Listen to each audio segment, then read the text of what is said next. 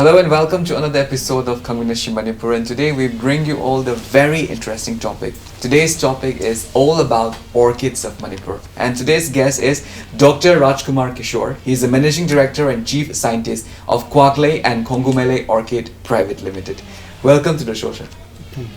Sir, the Queen Orchid Highway Oza, Queen Heck Pongay the Gidim Tazarpa Highway Tarioza, Orchid of Zicarino Highway, Pongay the Gidim Uzarpa, the expert key, Machindagi was a Tazani was Orchid Highway Carino Highway, Sihanatan Highways. Orchid Saiji, Aquina Magi defined Tomatamda, Anitona to Way. Aqui my aesthetic values give my Unariba. Layam Pajaba group of plants, a group of flowering plants having aesthetic values for their, the beauty. The Pajaba color, fragrance, the Magi lay the zoo textures, the Mawong shape size, the lay Karamana, butterfly mali Karamana, spider mali Karamna, moth mali, Aduna, Chikumbagi, mimicry, port chisu yam labor, Aduga Magi, Pajabagi, port among Aduga. Scientifically, the most evolved group of flowering plants. P3 with the lady, Mana Masing Pambi Mam, Jiggy Manunda, evolution, the quite the gay, still in evolutionary flux. Idea Pomama the gay, Ole Iba, Mazi, Kari Haitare, Akogi orchid say group Karali, Karana Manapali, Manajiju, Matumtaba, Apakupali, Karamadi, Laiji. Direct mana dagi akoigi stem haitare makoksi yamna akoigi kai haitare akoigi reduce oiba ko yadi yamna handaba size aduga haiba makoki rudimentary oiba stem sidagi mara myam je thoglaga mara sina mana gi function torpa adi photosynthesis aduga direct Haziki Kainusidagi, stem Masama Yam, rudimentary on Yobusdagi, Lay Chalakani Mahiyalakan. Aduna Mana Piri Bokogi, scientific Okogi Kanoma, Hunts Karapiri, Haribo Orchidina. P3 with the lady bar, Manama Sing Pambi Sing J. After Quigi, certain Akogi, like in the course of evolution. Kari karamba mawong the shape the lakani karamba kamaina lakani guys apoi P3 for example man hauri pambi singje manam to pala anu aduga mga saigi magi makok tagi direct lay chalo mahi pala oko aduna sigumbagi pot si orchid si da ubo phangya aduna koina orchid si research to budasu yam ngai bo pot ama oi adubu maru oina hojik phawbagi stage da dimagi lay gi phajaba manam chenba adegi tinkang gi mawong lawrokpa aduga sumaina kari haitare mine yamna pamna ba haitare aduga lay chatpa yam kuina sali lay kharadi yam tuna kammi ko akoi gi pung khara ga salamaga kam gi ba yawi khara mana tha ahum chatpa ka leidana sigi range da salak pa leyeba aduna Laiji Angapani, I the orchid cybersi da koina manung huchalaga yang matam the magi yamna pajaba, I think Naujaba later. Aduna Kaino sing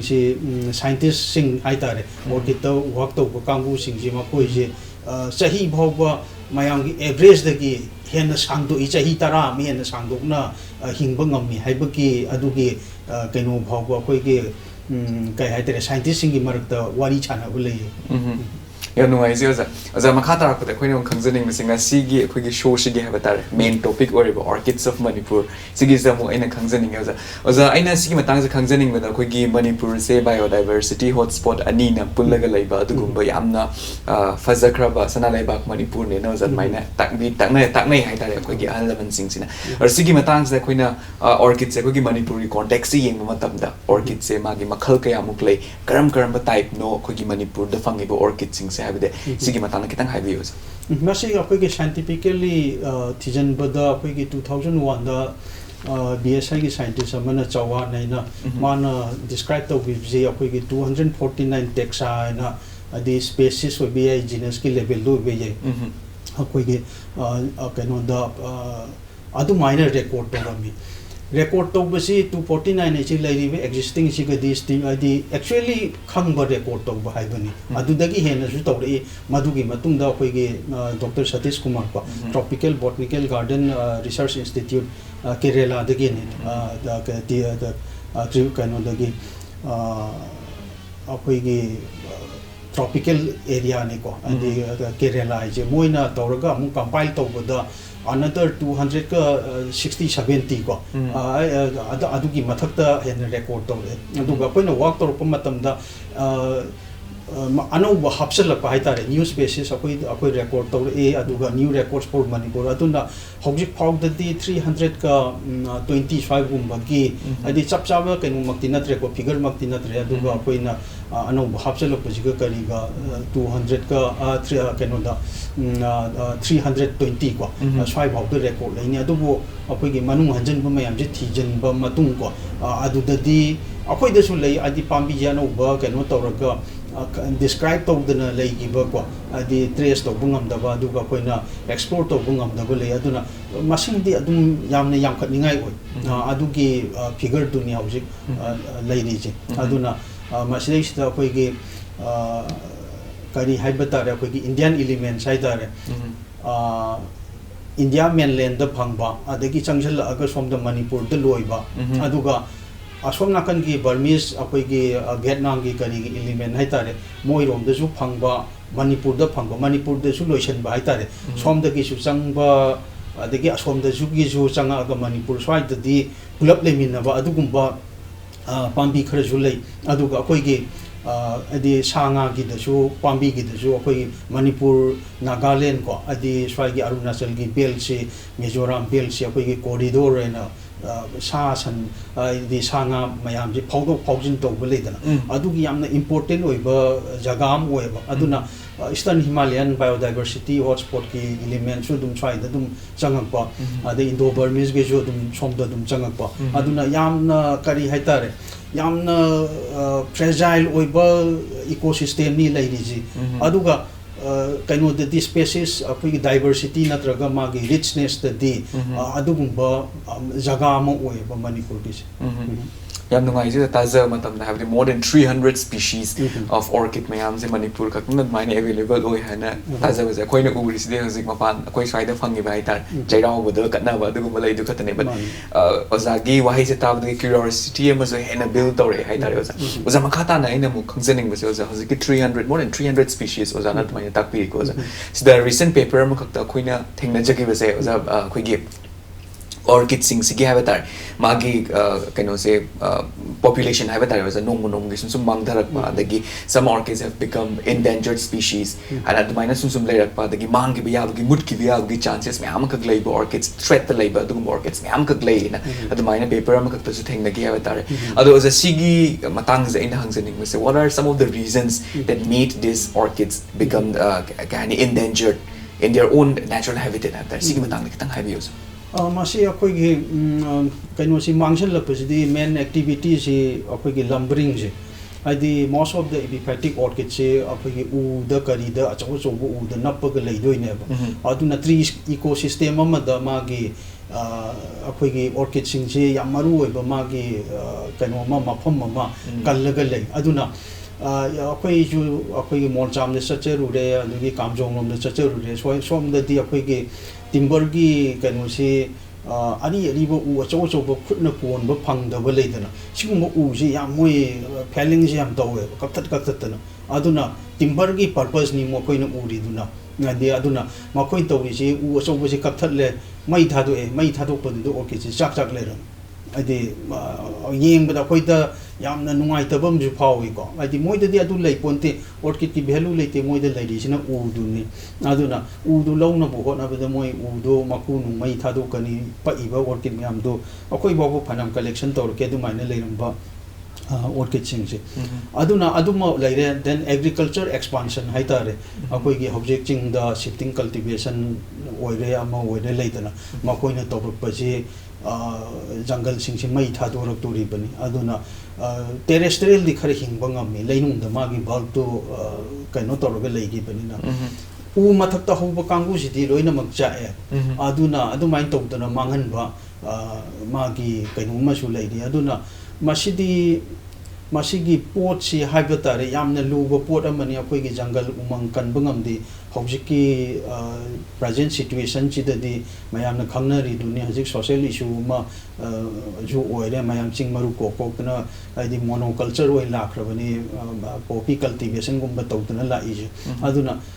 poppy thana bona bu orchid kya mangam gani haibji adum mayamna imagine to biba da ena akoi gi Hyman Brian kaisu to na kanji ko aduna sigumba pot si biodiversity yamna rich oiba jaga je akoi di whole of Manipur si orchid habitat ne na lobiro preserve to biro haibji de lei kai gino sanjen thongi mamang di yeng biramo u tik mayam horami adu akoi gi expansion da kari da kakta kare madu da horami ba benda test si adu da na benda parbi flora ka na lei di ko makoi si kaino si circulation saiba amana akoi Kwaklei&Khongumelei ki mawong da tawga lai je pek pa amana yellow sat pa amana kaino sat pa higok sat pa ko masi gi ja na sai gi aina ju hajei do Indian element test si go sino oiba circulation sina som dagi changak pa lai dana ani ji gi meeting point je akoi gi sidai sida uye bo aduna sigumba mayam je adum the forest department ki mamang da hori mamang da hobu do orchid tu gi khan gi de ha u do kap thatla ga do mangang gre akoi de ifai de gi nungai je gi da bus aduna kaino da akoi gi kangla pat paring da hor ma khona nga cho bo mayam akoi gi kaino se orchid chiam hogi hojik su rajbaman manung da chang gi yang moi da lei bo u cho bu sing do protect to lei ra bani adi governor gi residence oina orchid kiam harvard to gi hebu do manung changba mina khangne ha adu maina lairamba jaga ne imphal ki manung kaino ji jo adu bo hojikti delhi ne hena u hore imphal manung da ki adu ga di orchid myam du loina mangre aduna kaino da cherau sing da kari hore kobru da kari hore dagi baruni da kari hore ko sigumba mayam ji yang kupna tijanba aduga smaina further loss of habitat as well as species ko masidagi ngapukna ba akoi gi akoi high level the bill khara pass to ba changbra na khali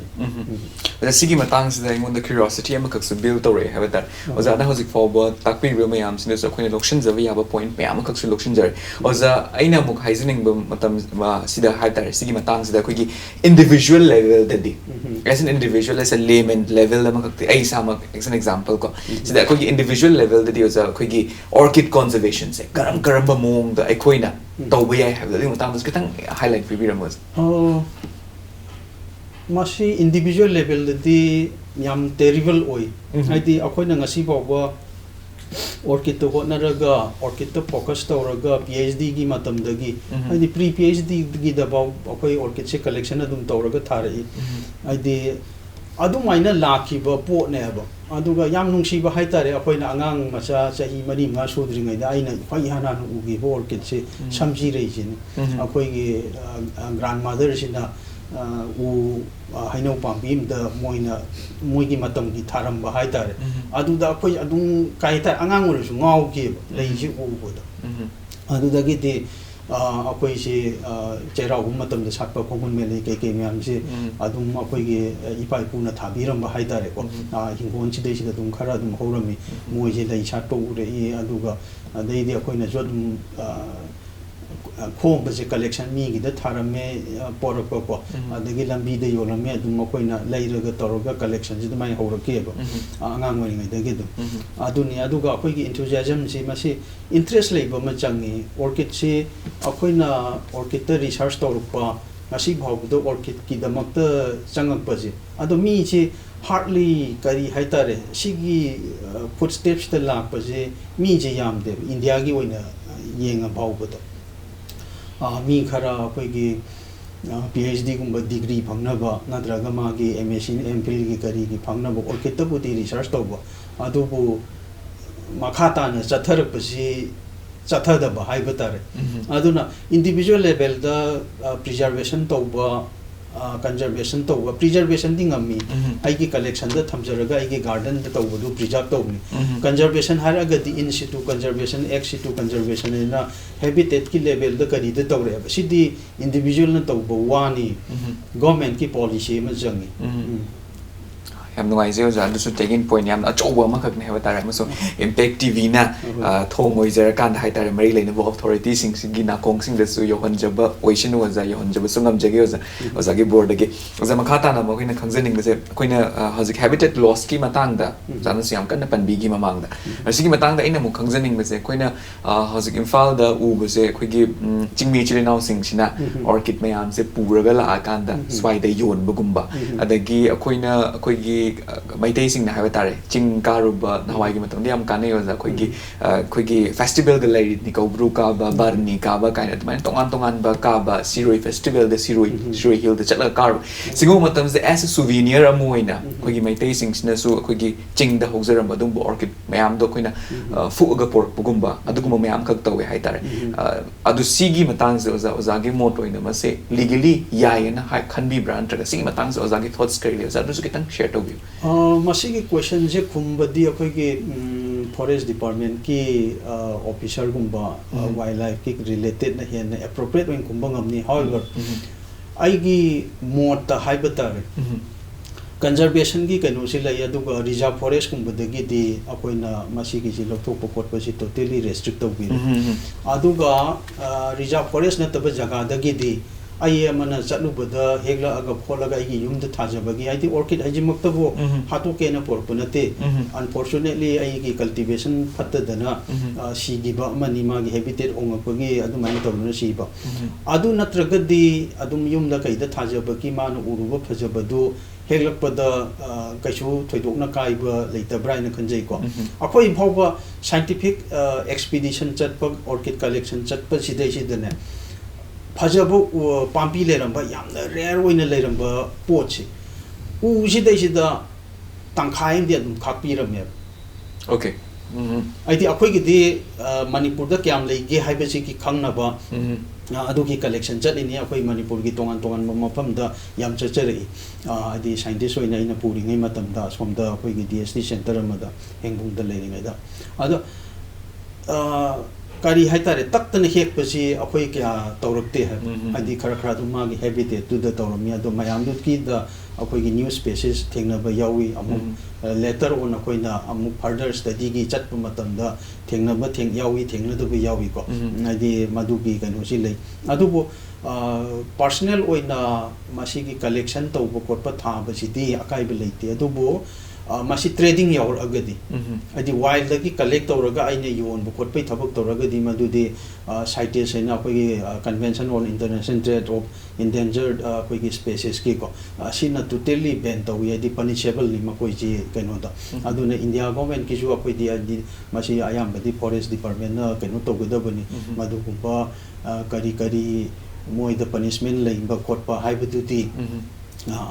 makoina hen fazana masi explain to bimba ngam kan ngam ngai si siam na marui ba dugumba pot ama kak ne batar akoina conservation tawge ha batar ga di sigi si siam na important oina haizage oza makata na akoina khangjaning matam the conversation before this akoi gi behind the camera da oza na nong mai ngona takpi gi matam the orchid ha ba si siam na valuable oiba adugumba leiba kama kak ki resource ne na oza na nong ma mai na takpi gi haita sigi matang sa akoina manipuri context si matam da oza na so the conversation sigi mamang da koi orchids more than 300 orchids are available in our state Manipur sigi matang za aina khangjaning base khoigi Manipur da di khoigi orchid as a resource amoina khoina kadai da hojikti seasonary amasung seasonal ba ya bagi potential se leige ha base sigi matang da kitang hai bios mase yam jun nungai ko ketang jo khoigi humorous oiba kainoma haijege Manipur da petroleum phange gold mine phange diamond phange hairadi mayam je hau tawrani yaga yadi ga mayam mamma ko Manipur da orchid phange haibajidi kanam ta taning di bamboo phange kanam taning di rattans phange kanam taning di makoi di green gold never orchid resource gold mine ni we are sitting on gold mine tawdabu sana ise magi kaino dagi mine dagi lawthu uraga jo yam apik pa powder form the phangni grain oina phangni mayam do nick po khot pa tasan ba mai da hit to ba saudo an ba mai gi kano da ultimately gold biscuit chemak ba marketable go pot am chemak toy ne ba likewise orchid sizu akhoi ki lei ba resource pajana tasan komjen bam changi mayam sidagi bio resource identification nama id yam potential economy to translate to bangam gadawa kaino sing to pambi sing to kari no haiba ma aduna akhoi na tawjariba thabak sigi mawong da kai tare mass akhoi ki scale production ko tawrak pa kholak pa international trade yawrak pa ngam ba export to ba adu agadi akhoi na say $10,000 or kai haitari I mean this $1 million per year da koi je revenue la e hairo ide kem job budget ama oirak toino economy gi resource ama oirak toino potential later benate Singapore Thailand Taiwan ko hajikti China chu yam phajana moi puthoe aduna makhoi gi economy chi Thailand goi ka chi tourism ama aduga atopa mana kaino sini akhoi gi orchid ki or natrag ornamental ko si makhoi gi national income generator ne Manipur da su oi be ya ba thapok ni matam bu khara changi haibe gi wani mayam na pamna basina chahi amada ani da kaino ki ma gi trading howa paisa tan ba revenue la padu pam ba orchid ta to gi harga di 5 years sang pe 10 years sang pe aduga ma gi break even point la ga profit to lakh na ba lakh ragadi id mage never turning back oi ba dugum ba business amani makoi na mapan da satpa matam da orchid entrepreneur haitare makoi ule ai ding asi Rolex ki gari usire ai ngasi kaino ki BMW car thori orchid tre kaino si dei industry si I am a successful orchid industrialist yam chawna mayam mamang si dei si da ma adu haiba ngam Manipur da su madu thok pa ya ba po ne haiba ki wal aduna akhoi resource later ba leibak na te laira ba sidi tanba ki laira ba ni lusing ba sing na mai ta phangam da ba ki laira ba ni aduna ngasai gi kari haita resource management am jang karam ba no khoi na priority pi ga da ba orchid the PB abra bamboo the PB abra rattan the PB abra akoi ge hojik akoi ge kari haitare mayam na ju khara controversial oi oil palm gi oil palm ji introduce tawra sida thani ko ne adu da hai oil palm de gi han potential lei ba je akoi ge bamboo lei rattan lei hai ba je akoi ge laingak na ko bi roi de ban masi groom to go do ne chembi ga do ne khara sahi khara gi mamang da Mizoram da bamboo bai lo yan thalaga akhoi gi jatropa thane biodiesel yam nokling bo wa ne ba gomoi gi government ki wakhan si da leiri ba poche nature na pb ram ba ko mahausa lai bi na pb ram ba akhoi da sana khik thaba do na khik thari ba ne ba orchid bamboo ratan ha bi akhoi gi hai kari hai tare khun ba het ba ga khun ba hita ba leidana adugum ba gi mawong gi pot tu ni masida la ije aduna sigi resource me amji phajana understand to ba aduga economy da translate to no ba ji da priority pi ga da bani ade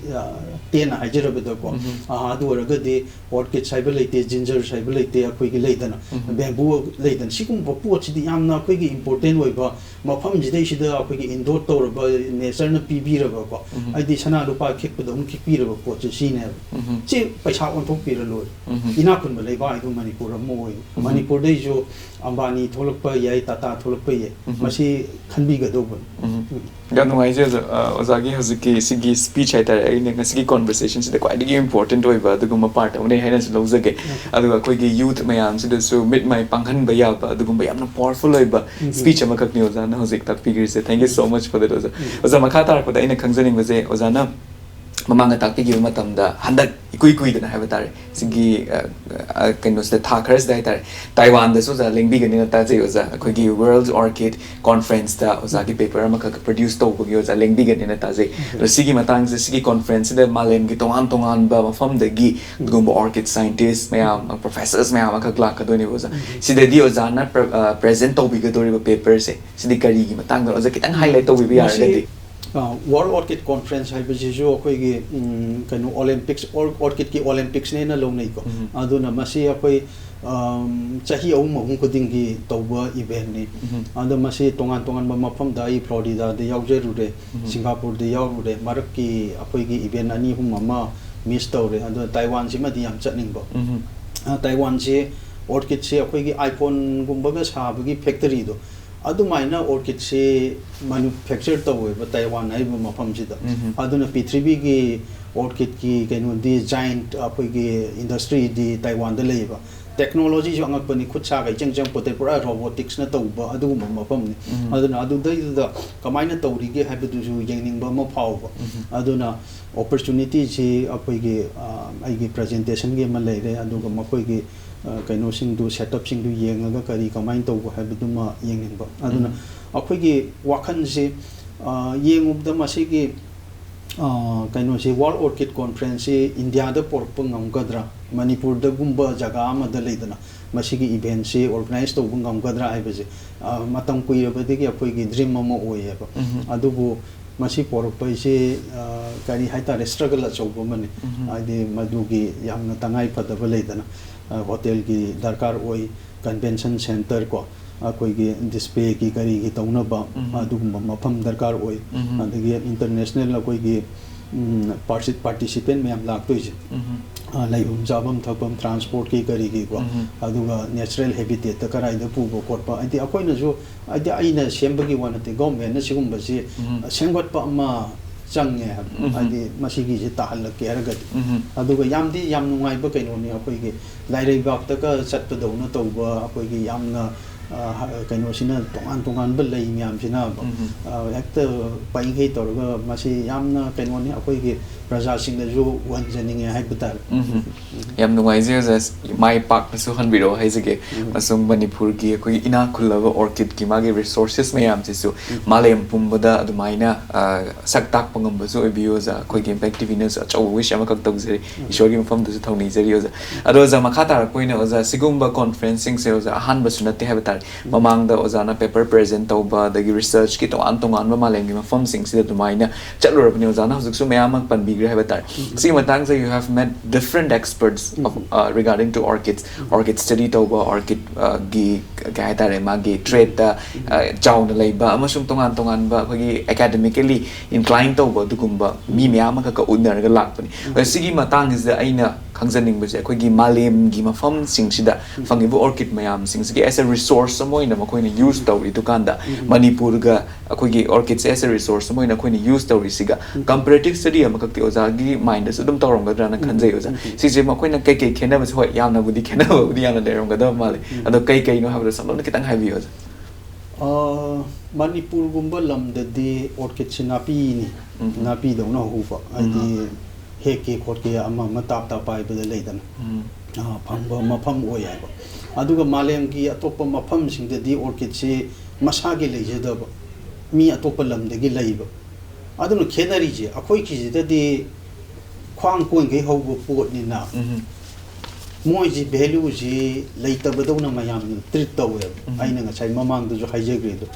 di sana lu pa ki thabi ra do koina u bangam da leiba do whereas America gumba adagi kai haitare even akhoi gi Dubai Saudi Arabia ko moi da di orchid sim aman tang dang leiri ni moi gi kaino da mayum da kari da display tawna ba thana ba ko na ba ko aduna value si leita ba mafam da na hena wange ha aduna akhoi gi sigum ba da ka moi gi sen pai ba mi pokhara leidana adi masi onthok pangam ba mi ga la ga di yam thunu onthok ki jau onthok ki ga do ba ja ni Manipur gum ba leibak si da taw si na lai ba leibak ni na paisa si khara lupa changa ma lising ma thu na pam ba ni na akhoi illegal trade si do oina onjalak pa akhoi gi adai di orchid to lei bora am te helo adi akhoi gi chingmi si chin naw sing da leidara tawrani bora ani swai da gi sikim na thado ki be ai Kolkata da thado ki be ai Guwahati da thado ki be ai adu mai taw da na akhoi gi pot si Thailand da leiba orchid ki industry taw mi mana yamna value leina khanba ꯐꯪꯅꯕ ꯍꯣꯠꯅꯔꯛꯑꯦ ꯑꯗꯨꯅ ꯑꯩꯈꯣꯏꯒꯤ ꯁꯤꯗꯩꯁꯤꯗ ꯁ꯭ꯃꯒꯜ ꯇꯧꯈꯤꯕꯁꯦ ꯁꯤꯒꯤ ꯄꯣꯠꯁꯤꯗ ꯆꯠꯂꯦꯕ ꯁꯤꯗꯁꯨ ꯅꯠꯇꯅ ꯑꯩꯈꯣꯏꯒꯤ Chinese medicine ꯃꯥꯔꯀꯦꯠꯁꯦ ꯌꯥꯝ ꯆꯥꯎꯋꯤ ꯃꯣꯏꯒꯤ ꯇ꯭ꯔꯦꯗꯤꯁꯅꯦꯜ ꯍꯦꯜꯊ ꯗ꯭ꯔꯤꯡꯁꯤꯗ ꯑꯣꯔꯀꯤꯗꯁꯤ ꯈꯔ ꯌꯥꯎꯋꯤ aduna orchid chi akoi gi dendrobium kari Manipur da phangba ko ai maming je no tawdre aduna sigumba akoi khajing lei gai na hai Manipuri da sum kauna baje ada Chinese kangku sina through Burmese Manipur da thajal e ai di ngasai illegally collect tawna aduna ching ji dei da akoi gi local kangku sing jina taraga bara bara yontoini swai dagi haji ki hari particular orchid amaji kg ama lupa chani panda ka thadoi masi adum swai sidai yam phaba tawbune ba ani Manipur manung da ko adi orchid ki kari ki kaino je aduna value je adi Manipur da lei ba adu yamna maman wang bo potu moina trading to ge ga ju legally cultivate to hallo fajana harvest to through proper channel export to grow moi medical the traditional medicine da hapsa ge ga ju adu maina tawba ya ba poche tawdabado adi akoi gi huran lana da sum akoi gi resource loisan gi bodo masi ni akoi gi yam laibak thi bus yam nungai ji oza makhata na makoi na khangjaning bus oza na ngasi fawbu gi venture si da haitar oza gi sangai koi gi sagolban bijoy govinda simak si da haitar koi gi Kwaklei&Khongumelei orchid private limited hadna ama hangdok pit na orchid research center haitar sigi oza gi sangai maksida amasu lei ni sigi sida koi na changlaga su yamna yengninge kari kari thabak no tawri base haiba na chingbase adugum base yam yening amasung oza gi sangai makda koi gi orchid facilities me ama kaksu lei haitar greenhouse na chingba so koi na changaga manung sida koi gi viewers me anga punna su yengbagi tanjam tang logjage oza adu koi mayam punna makhada kumdhara kanda koi gi Kwaklei&Khongumelei private limited na tawbiriba koi gi orchid ki facilities mayam se koi punna mijeng tamina bagi tanjam tang logjage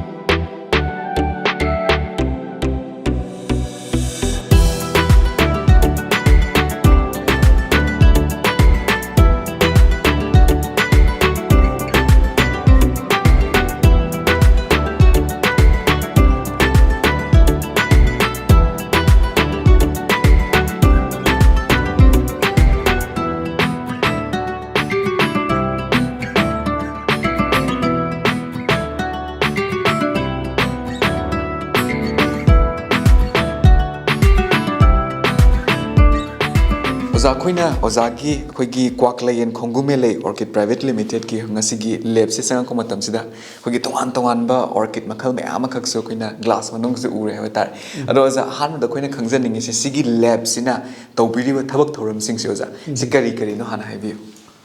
akoina tawbase aina ngasai so haijegi buduni breeding work ni ai di breeder ni orchid ki breeding tawba ano bu makhan ji putokpa akoina hona jei ji kaino kan da mapandagi leirisi pot se orchid phajabaji hybrid phajabane tawbo myam je hawjik phawbu mapandagi leibu ngakta ne aduna akoi gi ai gi PhD gi matam dagi haiba tare ai orchid breeding da PhD tawjirapani Manipur University da aduna akoi gi leiribe resourcing se season na kan da khoi ju phajaba hybrid chi puthokpa yaina haiba gi kaino ji da ni wakalun ji da ni aduna madu gi tawna bani akoi gi kaino tawri je aduna 2013 da kaino gi BIREC aina ko biotechnology kaino gi industry research council laina department of biotechnology ki makha da amalai makhoi na akoi da 50 lakh muki grant am bibiba ai moi gi mating du nan si gi laboratory je hawdoraki baje aduga thabok tawdui di kaino kan da aina apoi gi Manipur gumba North East India gi sigumba unique oi baleidana hybrid myam je puthokna ba hokona baje aduna akoi ano ba orchid si yam puthorei hajik akoi na yengba matam da si orchid ki set sing se microscopic oi yamna kupi ko ai masi uba matam da adu masi akoi na orchid pambi jidagi he ani ko breeding tawba matung da sumaina thadoi ni ahan bada sumai lei ni ko gradually masi gi matung da माजी हौगलअनी को अदगी सुमाइना अखोगी कइनोसे पांबी नुं कई खर develop तौरअनी सी मागी different stage नि को तोंगान तोंगान बे stage याम लई अदगी proliferation तौरकान the लेदना मखोगी तो खरा अमदना पांबी जी याम थोई खरा अमदना अखोगी याम हौबु ngam ले अदुमाइना असमाइन तौरकान the अखोगी in due course of time ko pambi ji masa maring koi gi yaura ani mana phajana aduga akoi gi to sumaina pambi ji phajana sumain chaura agadi masi moi ji mapan da thadok pagi stage ru yaure adu masi matam jangi akoi gi kaino sing ji aduga laboratory gi tissue culture haibagi akoi gi kaino se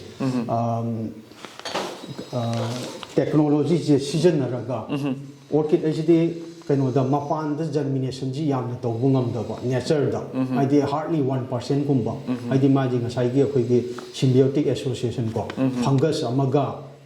orchid की seeds आइदि orchid seeds the food reserve से याव देबो मंगन the चना the लेदना Ching the अखोई Kotli the ने याव लिदना food reserve नि मदु एम्ब्रियो दुन सीजन रा होगलक तोइनि orchid असी ददि समाव अजिकी माई एम्ब्रियो जे दंग ओइबा फूड रिजर्व से पीबीरमदब अदुगुंब पोट अम ओएब अदुना नेचर दा हजिकी हाइरिबा माइक्रोस्कोपिक सीड्स मयाम सी जर्मिनेशन की फेवरेबल कंडीशन लैब मतमदा मासी फंगल एसोसिएशन को फंगसिना इन्फेक्ट तौरगा फूड सप्लाई से मा पीबीरनी अदगिदि मागी कनोसी डेवलपमेंट से लाने एम्ब्रियो से अदुमाइन तौबा pot C अखोइना artificially under laboratory condition in vitro condition mana darkar oiba fungus to di hapa yadre ko sidai sida fungus si yaudana apai gi si agar medium ko wi sida leiriba magi angu ba saruk se sidai sida nitrogen phosphorus vitamins ko adi growth hormones adu gumba mayam se loina hapa ga under sterile condition de sadu ribuni aduda hajiki pambi sing je hohanni मागी nutrients से deplete ओरकान the subculture तौबना बोतल अमदगी अनोबो बोतल अमम थादोकनी until नसाइगी मागी मपान the थादोक पे याबा stage से यौद्रिबो सिनि अखोइना laboratory की मतेंगना तौजरिबसे याम नुंगाइजे ओजाना हजि importance of tissue culture की मतंग दसु कोना ताकपिरियो जा ओजा द सिगी लैब से द ओनली ऑर्किड खतंग ना टिश्यू कल्चर ना तौगदोस ओजा करी करी पानबी गति मागी पॉसिबिलिटी लेबसे ऑर्किड्स नतब तौवे ए मिनिट तंगाइ जै from दगी okay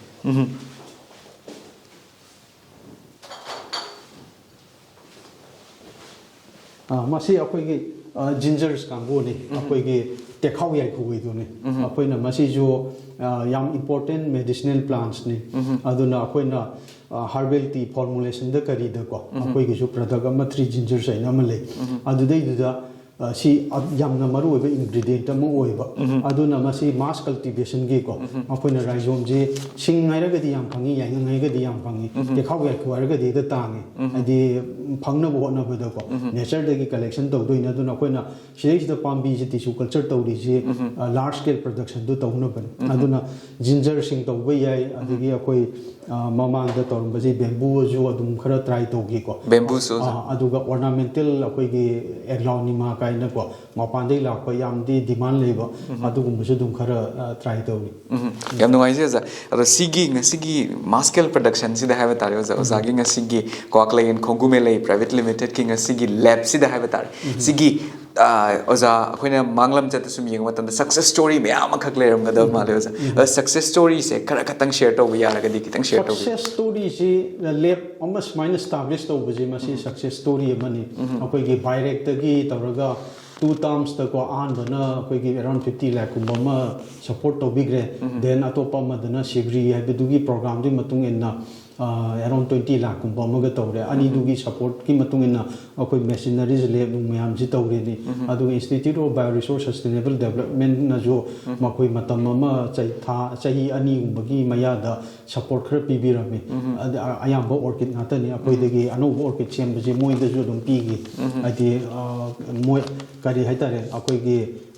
joint program ne ba ko akoi partnership proposal la ja adu mai to ba sina akoi gi C success story नि अमरोमदि आइदि गवर्नमेंट एजेंसी ना बाबा थाजेबिदना सुमाइना मोइगा एसोसिएट तौरगा थबक तौबु ngam इबजे अदु नतबा मन अखोइ पाम्बी जे याम पुथे अखोइ ग्रीन हाउस जु लेइ मसि येमुजि को अदु नतबा मन अखोइना सिदगी पुथोरप पाम्बी सिंगसि ब्रीडिंग तौरगा सही 2013 स्वाइ जिदगी तौरप लैबोरेटरी गी कैनोसिदा अनोबा पाम्बी म्याम मा अखोइ पुथोए अदुगी लई सालक मयाम जी अखोइना करी हाइबतारे अनोबा लई जी हदक्तजु very recently अखोइगे अरुणाचल की चीफ मिनिस्टर को पेमा खांडू की ममिंग दम थोले मंगोन द थोले जे अखोइगे सिगे लेब तगी थोलपा लईनी हादि मोइसि लई द खर ngawjob mi ओयबो अदुना अखोइ अरुणाचल द चलगा मागी चेंबर द कइदे तौगी दि उनरुबदु को अखोइ सिगे सो अखोइगे हौजिगे प्रेजेंट सीएम की मिंग दजु अखोइ लई अमा दुम रेस्टार्ट तौरे अदि ममांगी गवर्नर को SIP Sindhu Najma Hebdullah adagi mamangi chief minister Okram Ibobi makhoi maming da ju adu makhoi leije maming tholaga restart tawre asigu mayam ji success story ni adu bo success story ji akhoina pami ba khoi gi pandam di kari gi no kan economic turnover sima akhoi hajik chi phatri adi kari haitare akhoi sustainable oiba mong da tadri ha adi infrastructure yam jange akoi di sidi R&D ki mawong de label laboratory ni commercial oi ge haga di akoi gi leriba facilities at least 10 times saw darkar oi mi mayam ma thabak tohan ba darkar oi di tongan tongan ba mangi skills ki matung inna aduga greenhouse ma yam phabam jange haidi mapan de export to ge di pambi ji lek law pambi ji puthok to be de leina tina leita ba haidi phytosanitary ki questions me amam ju le binina ko madu gi mayam do chalaina bon of the mai jangi degi ising aphaba jangi ko adegi technology aphaba jangi robotics jangi sigum mayam je koina scale up to no je koi wona da bedina te wona adu ga chu hojik ti pambi da di Pambi ki oil di tongan tongan mo khansi 200 plus anu bo pambi ji hybrid che koi lab si de lai rabane adu masi ki je commercial scale da puthor ke ga di scale up to bom jang ya adu ki stage ji akoi transition de lai ai tare adu ki stage du yawra ge di akoi je akoi na pami ba adi success story du adu chapchana oirene na khanje ngonu ai je zana hosik pan bigi matam da koi greenhouse yam na important way na supan bigi mamang dai ni laksa matam da zo greenhouse ai di changjo re ba tare adu ko gi guest me am sam tang akoi gi ke no me am se viewers me am sam tang pusala kan da greenhouse am tang bijing tamina gi tanja da log zage se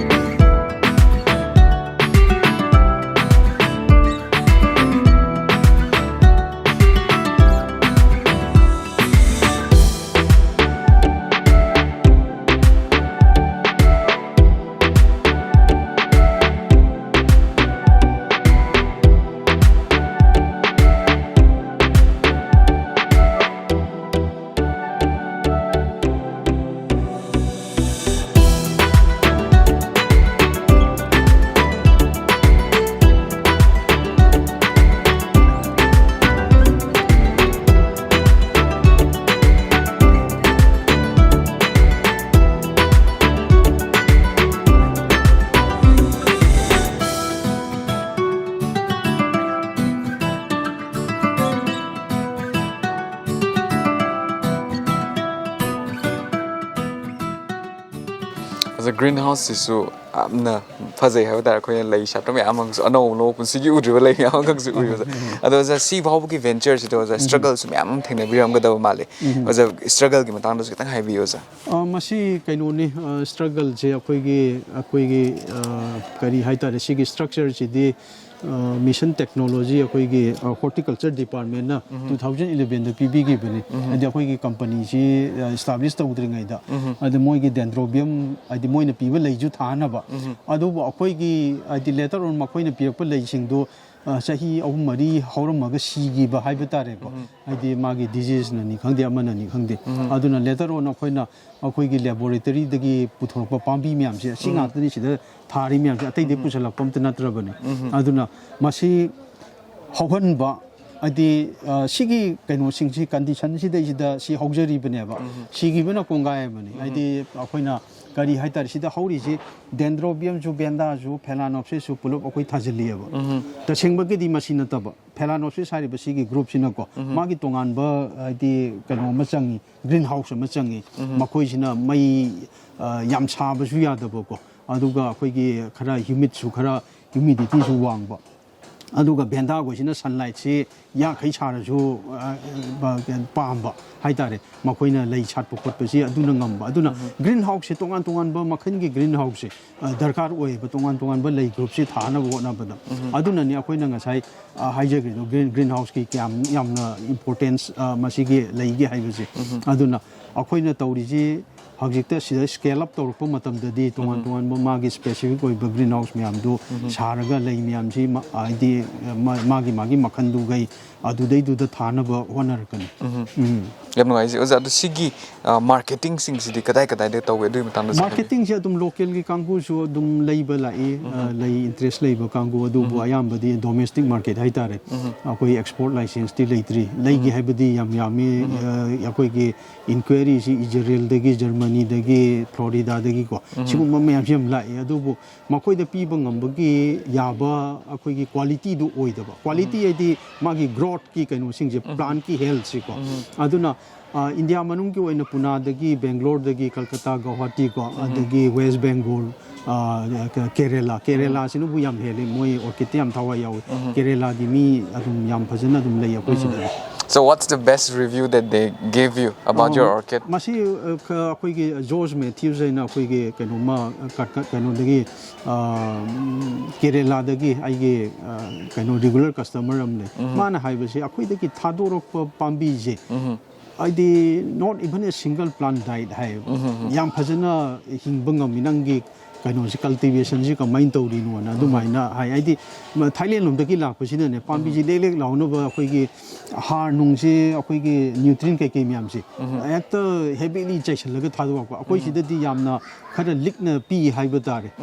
अदुना ngasai gi lek lauraga su chahi mahuramaga sigeba akoi gi sidana matom dagi struggle tawraga pambi ji masa phatraga su kanu gi ahauba mi gi makutta lejagraga de makoi no oina groom to bungam jabadu aduna survivability gi rate si yam wange na dumaina makoi gi comment se review jilai hoi am ngai je Dr. Rajkumar Kishor oza wari shaning badi myam khak le hai tare du khoi gi programs na kak na matam oibni na kuina pukmen pawmen na bagi tanjadi fangoi oza loslak pasida quite the important question ka tang hangjage survival gi matang da ju hai video za akoina manipur da yam tatna yam toina thokpa samasya hai batare akoina nursery da gi akoina smaina ga hori ba lai myam se am phajai magi kaino je masak se na puraga la akanda akoina yum yaw matam da di nong ni le ra kan da oza dum si gi ba the orchid survive to bungam do myam khak le sigi matang da akoina from the experts viewpoint ko akoina layman amang kakna how to care for orchid have say sigi wa se amtang thambiramo orchid care je yamna specific oi ai ai ngasa haijagi do greenhouse tongan tongan makan gi darkar oi do adu maina orchid ki so phalaenopsis ki na magi feeding regime ji kari no humidity ki am darkar oi light intensity ki am darkar oi ai week amada क्या हम fit तौब याय भेंदा दना कमाइन तौबा अदगी मोकारा दना कमाइन तौनी अदगी रिंको stylist दना कमाइन तौनी Dendrobium the कमाइन तौ लैरिब orchid ma'am से मागी फीडिंग रिजिम कनो से खेनयब अदु अखोइना लिटरेचर पाब दरकार ओय अदुगा मखोइ की कनो से अयामबदी अखोइना तौबसी माई रूट सिस्टम से हेल्दी ओहेलबम चंगी रूट सिस्टम फरिंगै दि पाम्बी जे सिरोयब रूट सि पटप पुंबे यावराबा पाम्बी जे सिरनी अदुना वाटर लॉगिंग इसिंग से ꯐꯖꯅ ꯍ꯭ꯌꯨꯃꯤꯗꯤꯇꯤ ꯂꯩꯒꯗꯧꯅꯤ ꯁ꯭ꯄ꯭ꯔꯤꯡꯀꯜ ꯇꯧꯒꯗꯧꯕꯅꯤ ꯇꯧꯕꯗꯕꯨ ꯑꯩꯈꯣꯏꯒꯤ ꯅꯨꯡꯊꯤꯟꯒꯤ ꯃꯇꯝ ꯁ꯭ꯋꯥꯏꯁꯤꯗꯗꯤ ꯏꯁꯤꯡꯁꯦ ꯆꯥꯏꯕꯤꯗꯕ ꯑꯗꯨꯒ ꯃꯌꯣꯟꯗ ꯏꯁꯤꯡ ꯇꯥꯍꯟꯗꯕꯀꯣ ꯑꯗꯨꯒ ꯋꯥꯇꯔ ꯂꯣꯒꯤꯡ ꯀꯟꯗꯤꯁꯟꯗ ꯄꯥꯝꯕꯤꯁꯦ ꯂꯩꯍꯟꯗꯕ ꯑꯗꯨꯅ ꯍꯥꯏꯗꯤ ꯋꯦꯠ ꯑꯦꯟ ꯗ꯭ꯔꯥꯏꯒꯤ ꯁꯥꯏꯀꯜꯁꯦ ꯐꯖꯅ ꯃꯁꯤ ꯃꯦꯟꯇꯦꯟ ꯇꯧꯕ ꯑꯃ ꯆꯪꯉꯤ ꯑꯗꯨꯒ ꯃꯥꯒꯤ ꯃꯆꯤꯟꯖꯥꯛ ꯄꯤꯕꯗꯤ ꯋꯤꯛ ꯑꯃꯗ ꯄꯤꯕ ꯑꯗꯒꯤ ꯃꯟꯊ ꯑꯃꯗ ꯀꯌꯥ ꯄꯤꯕꯀꯣ ꯃꯁꯤ ꯄꯥꯝꯕꯤꯒꯤ ꯂꯩ ꯃꯗꯨꯗꯤ ꯒ꯭ꯔꯥꯎꯋꯔꯁ ꯀꯥꯡꯕꯨꯁꯤꯡꯁꯤꯅ ꯌꯦꯡꯕꯤꯕ ꯇꯥꯔꯦ ꯃꯣꯔ ꯑꯣꯚꯔ ꯇꯤꯟ ꯀꯥꯡ ꯇꯥꯗꯅꯕꯁꯤꯗꯤ ꯑꯗꯨꯝ ꯃꯤꯟꯁ ꯃꯌꯥꯝ ꯑꯃ ꯂꯩꯔꯦꯀꯣ ꯃꯁꯤꯗꯤ ꯑꯩꯈꯣꯏꯒꯤ ꯇꯥꯗꯅꯕ ꯍꯥꯏꯗꯤ ꯃꯥꯒꯤ ꯃꯔꯥꯁꯤ ꯌꯥꯝ ꯍꯥꯎꯕꯗꯧꯅ ꯇꯧꯋꯦꯕ ꯇꯤꯟꯗ ꯃꯅꯥ ꯑꯍꯥꯎꯕ ꯆꯥꯕ ꯂꯥꯛꯄ ꯌꯥꯏ ꯍꯥꯏꯗꯤ ꯇꯤꯟ ꯍꯥꯏꯁꯤꯗꯤ ꯌꯥꯝꯅ ꯑꯩꯈꯣꯏꯒꯤ ꯏꯟꯇꯦꯂꯤꯖꯦꯟ ꯑꯣꯏꯕ ꯀꯥꯡꯕꯨꯅꯤ ꯃꯈꯣꯏꯅ ꯑꯍꯥꯎꯕ ꯄꯣꯠꯁꯤ ꯀꯔꯤꯅꯣꯁꯦ ꯈꯪꯉꯦꯕ ꯑꯗꯨꯅ ꯃꯣꯏꯅ ꯆꯥꯕ ꯌꯥꯔꯗꯤ ꯑꯩꯈꯣꯏꯁꯨ ꯆꯥꯕ ꯌꯥꯏꯑꯕ ꯃꯤꯁꯨ ꯑꯗꯨꯅ ꯑꯣꯔꯀꯤꯗꯇ ꯇꯤꯟꯅ ꯇꯥꯔꯝꯃꯗꯤ ꯁꯤꯒꯤ ꯑꯣꯔꯀꯤꯗꯁꯦ ꯆꯥꯕ ꯌꯥꯕ ꯑꯣꯔꯀꯤꯗꯅꯦꯁꯦ ꯑꯩꯈꯣꯏ ꯑꯗꯨꯝ ꯈꯜꯂꯦꯕ ꯑꯗꯨꯅ ꯇꯤꯟꯁꯦ ꯌꯥꯔꯤꯈꯩ ꯇꯥꯗꯅꯕꯁꯤꯃ ꯑꯩꯈꯣꯏꯒꯤ ꯏꯗꯔ ꯑꯣꯔꯒꯥꯅꯤꯛ ꯑꯣꯔ ꯅꯟ ꯑꯣꯔꯒꯥꯅꯤꯛ ꯀꯣ ꯑꯗꯨꯝ ꯁꯤꯖꯤꯟꯅꯕ ꯀꯩꯁꯨ ꯀꯥꯏꯗꯦ ꯄꯦꯁꯇꯤꯁꯥꯏꯗꯀꯨꯝꯕ ꯌꯥꯝ ꯅꯨꯡꯉꯥꯏꯖꯩ ꯑꯣꯖꯥ ꯉꯁꯤ ꯑꯣꯖꯥꯗꯒꯤ ꯑꯩꯈꯣꯏꯅ ꯇꯦꯜꯂꯕ ꯃꯇꯝꯁꯤꯗ ꯃꯃꯜ ꯌꯥꯝꯂꯕ ꯑꯗꯨꯒꯨꯝꯕ ꯄꯥꯎꯇꯥꯛ ꯃꯌꯥꯝ ꯑꯃ ꯌꯥꯝꯂꯕ ꯑꯦꯗꯚꯥꯏꯁ ꯃꯌꯥꯝ ꯔꯤꯒꯥꯔꯗꯤꯡ ꯑꯣꯔꯀꯤꯗ꯭ꯁ ꯑꯣꯐ ꯃꯅꯤꯄꯨꯔ ꯃꯌꯥꯝ ꯐꯪꯕꯁꯦ ꯑꯣꯖꯥ ꯑꯩꯈꯣꯏ ꯌꯥꯝꯅꯁꯨ ꯂꯨꯝꯅ ꯂꯧꯖꯕꯒ ꯂꯣꯏꯅꯅ ꯍꯥꯏꯕ ꯇꯥꯔꯦ ꯑꯩꯈꯣꯏꯒꯤ ꯌꯥꯝꯅ ꯄꯔꯥ ꯃꯌꯥꯝ ꯑꯃ ꯇꯝꯖꯍꯧꯔꯦ ꯍꯥꯏꯇꯥꯔꯦ ꯌꯥꯝ ꯅꯨꯡꯉꯥꯏꯖꯩ ꯑꯣꯖꯥ ꯇꯨꯡꯗꯁꯨ ꯑꯣꯖꯥꯒꯤ ꯖꯔꯅꯤꯁꯤꯗ ꯍꯥꯏꯕ ꯇꯥꯔꯦ ꯍꯦꯟꯅ ꯁꯛꯁꯦꯁ ꯑꯣꯏꯗꯅ ꯃꯅꯤꯄꯨꯔꯒꯤ ꯏꯅꯥꯛ ꯈꯨꯜꯂꯕ ꯔꯤꯁꯣꯔꯁ ꯑꯃ ꯑꯣꯏꯔꯤꯕ ꯑꯣꯔꯀꯤꯗꯁꯦ ꯃꯥꯂꯦꯝꯒꯤ ꯃꯤꯌꯥꯝꯗ ꯁꯛ ꯇꯥꯛꯄꯗ ꯑꯣꯖꯥꯒꯤ ꯑꯆꯧꯕ ꯊꯧꯗꯥꯡ ꯂꯧꯕꯤꯗꯨꯅ ꯍꯦꯟꯅ ꯃꯥꯏ ꯄꯥꯛꯄ ꯑꯣꯏꯕꯤꯌꯨ ꯍꯥꯏꯗꯅ ꯏꯝꯄꯦꯛ ꯇꯤꯚꯤꯅꯁꯨ ꯑꯣꯖꯥꯒꯤ ꯃꯐꯝꯗ ꯀꯠꯆꯔꯤ ꯑꯣꯖꯥ thank you so much once again ꯃꯁꯤꯅꯤ ꯉꯁꯤꯒꯤ ꯏꯝꯄꯦꯛ ꯇꯤꯚꯤꯅ ꯁꯟꯗꯣꯛꯆꯔꯤꯕ ꯈꯪꯃꯤꯟꯅꯁꯤ ꯃꯅꯤꯄꯨꯔꯒꯤ ꯊꯧꯔꯝ ꯃꯊꯪꯒꯤ ꯑꯦꯄꯤꯁꯣꯗꯇ ꯑꯅꯧꯕ ꯄꯔꯁꯣꯅꯦꯂꯤꯇꯤ ꯑꯃꯒ ꯂꯣꯏꯅꯅ ꯑꯅꯧꯕ ꯋꯥꯔꯤ ꯀꯌꯥ ꯄꯨꯗꯨꯅ ꯏꯝꯄꯦꯛ ꯈꯪꯃꯤꯟꯅꯁꯤ ꯃꯅꯤꯄꯨꯔ ꯃꯤꯌꯥꯝꯒꯤꯗꯃꯛꯇ ꯍꯟꯖꯔꯛꯈꯤꯒꯦ ꯏꯝꯄꯦꯛ ꯇꯤꯚꯤꯕꯨ ꯃꯤꯠꯌꯦꯡ ꯇꯥꯗꯨꯅ ꯂꯩꯕꯤꯌꯨ